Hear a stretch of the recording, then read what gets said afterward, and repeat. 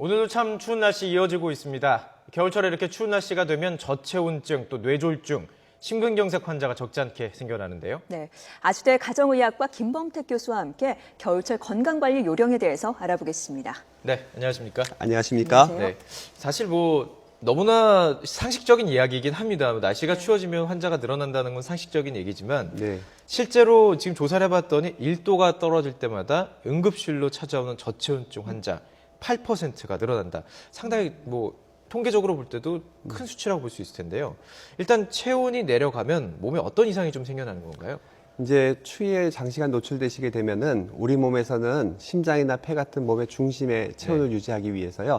손발이라든가 피부에 혈액을 보내지 않게 됩니다. 그렇군요. 그래서 혈액순환이 나빠지다 보니까 동창이라든가 아니면 한랭 두드러기 또 심해지면 저체온증이라든가 동상도 생기실 수가 있습니다. 동상.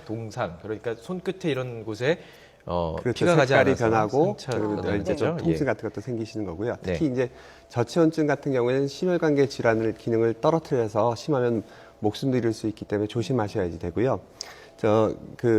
경증 저체온증 같은 경우에는 보통 33도에서 35도 정도 체온이 떨어지게 될 때 나타나게 되는데 이제 보통은 몸이 떨린다거나 피부가 좀 닭살 같은 게 생기시고 네. 창백해지면서 입술이 파래지기 때문에 저희가 그 부분을 알 수가 있고요. 또 예. 조금 더 심해지시게 되면은 이제 꼭 술 취한 사람처럼 걸을 때 좀 중심을 잘 못 잡으신다든가 자꾸 졸음이 오시게 되는 그런 예. 현상이 생길 수가 있겠습니다. 그 영화 보면은 왜 추운 데 있으면 자지 마! 막 이러면서 깨우잖아요. 같이 네. 사람이. 그게 과학적인 얘기군요. 예, 그렇습니다. 32도 이하로 떨어지게 되면 예. 의식을 아예 못 차리게 되면서 네. 치료를 하지 않으면 돌아가실 수가 있습니다.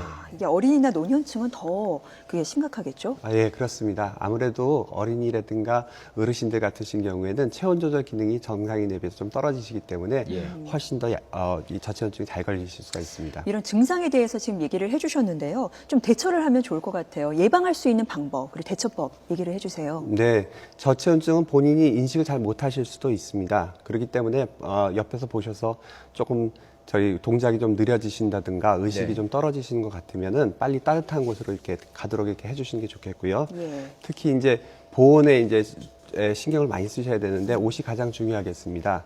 옷 같은 경우에는 땀 배출은 잘 되면서 바깥의 차가운 공기에는 노출되지 않는 그런 소재를 쓰시는 게 좋겠고요. 예. 얇은 옷을 여러 번 입으시는 것이 여러 겹 입으시는 것이 두터운 옷을 하나 입는 것보다는 체온 조절에 용이합니다. 네. 예. 그렇군요.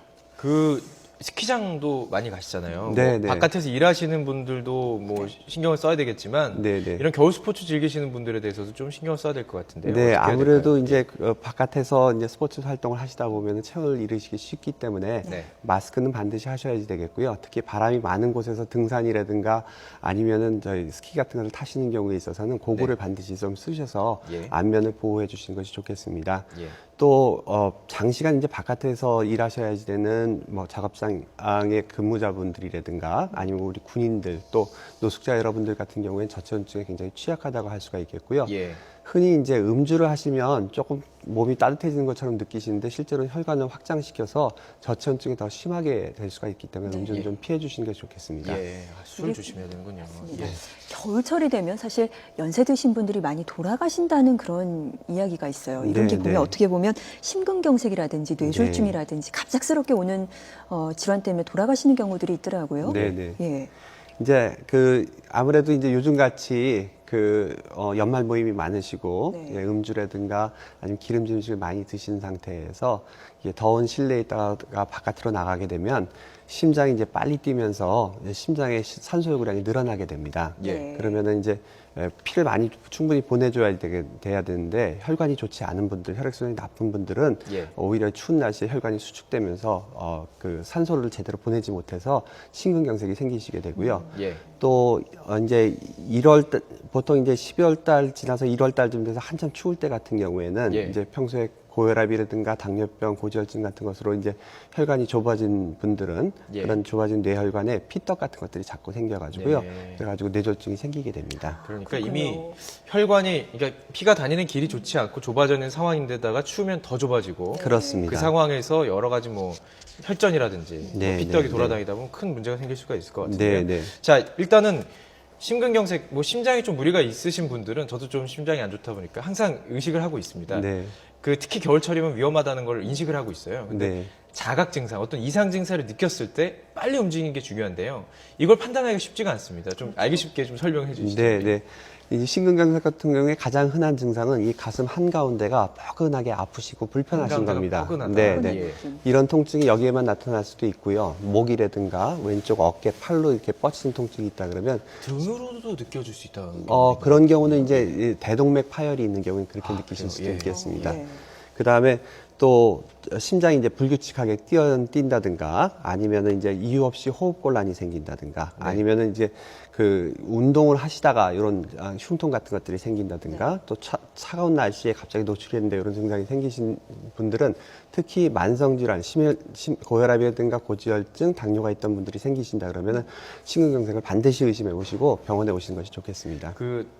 추가로 질문을 좀 드리면 이 통증 정도에 대해서 특히 네. 흉통에 대해서는 대부분 사람들이 느껴보질 않았기 때문에요. 네, 네. 어느 정도 강도를 좀 구분해 주시면 네, 네. 정말 이 정도는 병원을 가야 되겠다 느끼는 정도 수준이 돼야 되는 건가요? 네. 대부분 보면 그냥 대수롭지 않게 예. 넘기시거든요. 네, 그렇게 생각하시는데요.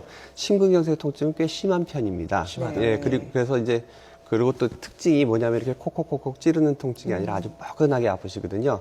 그래서 환자분들이 그런 말씀도 하십니다. 꼭 코끼리가 한 마리가 발을 자기 심장에다 네. 올려놓고 있는 것 같은 느낌이 든다고 말씀을 하세요. 그렇기 때문에 그런 증상이 의심되시면 바로 병원에 오시는 것이 좋겠습니다. 심할 경우에는 보행장애도 생길 수 있다고요. 네, 보행장애가 생기는 경우는 이제 우리가 뇌졸중을 의심을 해봐야지 됩니다. 예. 예, 뇌졸중 같은 경우에는 갑자기 한쪽에 기운이 떨어지신다든가 네. 아니면 말씀이 좀 어둔해지시고 말씀하기가 좀 어려우시다든가 예. 또는 갑자기 어지럼증이 생겨가지고 한쪽으로 자꾸 쓰러지신다든가 예. 아니면은 또 전에 없었던 심한 두통이 생기신다든가 예. 갑자기 눈이 보이지 않다가 보여졌다든가 이런 증상이 있으시면 빨리 병원에 오시는 것이 네. 좋겠습니다. 문제는 뇌 쪽이어서 네.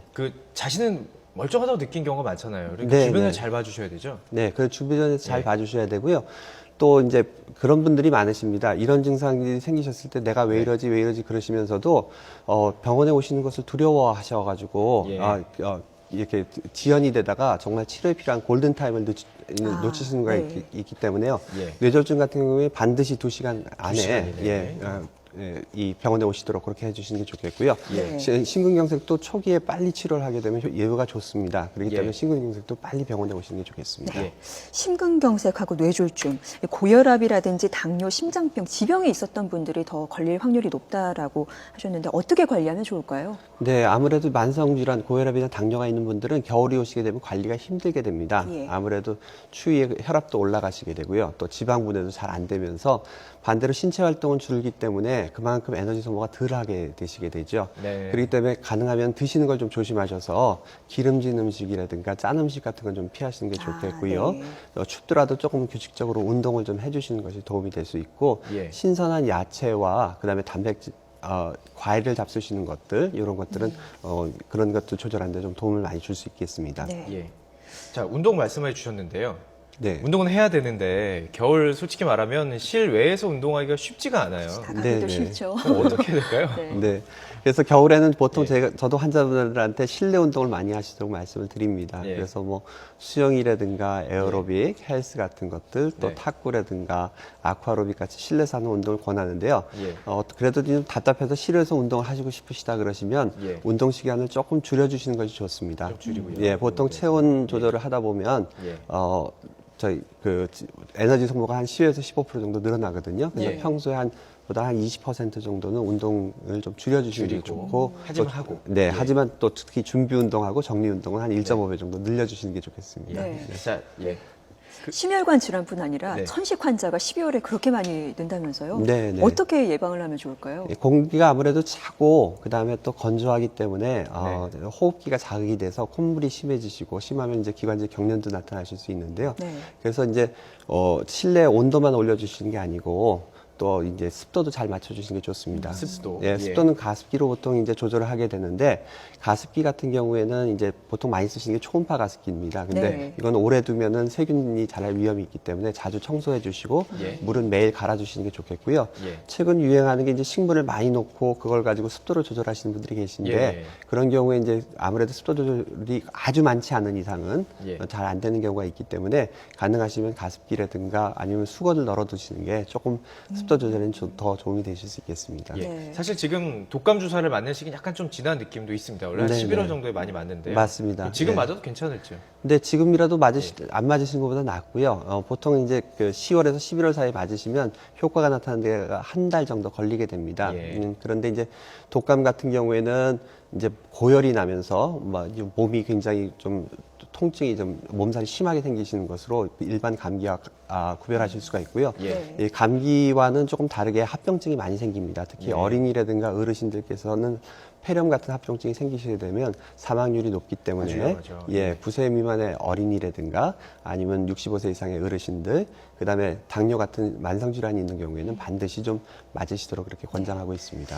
마지막으로 이 겨울철 건강관리 요령 좀 얘기를 좀 해주세요. 네, 흔히 이제 겨울철에 건강관리라 그러면 먹는 거나 아니면은 운동만 생각하시기 쉬운데요. 실제로는 햇볕을 쬐는 시간이 줄어들기 때문에 우울증도 좀 생기실 수 있고 수면장애도 생길 수 있습니다. 그래서 네.